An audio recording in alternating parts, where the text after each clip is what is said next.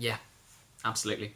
I think that with each new actor who tries this role, we get a new perspective and a new take on a character. On well, yeah.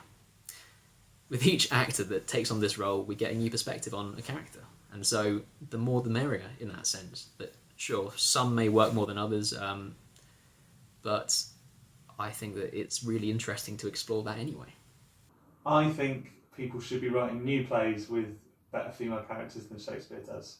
I think there are a lot of other plays that do much better at women characters than Shakespeare does, and I think maybe those should be performed instead. I'd love to see some more gender swapping in Shakespeare. I mean, it would really sort of change the context of a lot of plays. A gay Romeo and Juliet, I mean, it really kind of heightens that sort of forbidden love theme in the play and would be unconventional for sort of the time period. I'd love to see it. I think that plays, theatre production should be creative, innovative, and a gender swap could definitely be a part of that. If people do want to do Shakespeare, I think there is nothing wrong with the gender swap at all, as long as it is justified in the play and as long as it doesn't break the rules of the play. That's not to say they're Shakespeare's rules. I think as a creative team you can create new rules, as long as it doesn't break those rules that you have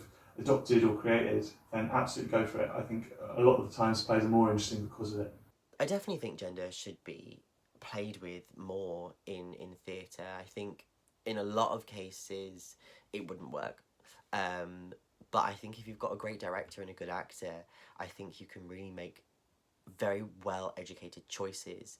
And a lot of the ways that I've seen it done before really bring that piece into our modern world and give it new storylines and new layers. And I think if it can enhance a piece, then absolutely we should be playing around with that and experimenting. If it brings up too many questions, we should be looking at why is it bringing up so many questions. What is it about that part that must be female? What is it about that part that must be male? I think especially in our modern day world, gender is becoming a much more fluid thing, and it's becoming less stereotypical, you know, pink is not just for girls and blue is just not for boys. All those silly things that come with gender are kind of slowly fading away, which I think is a really wonderful way to live. I think it's such a freeing movement for so many people.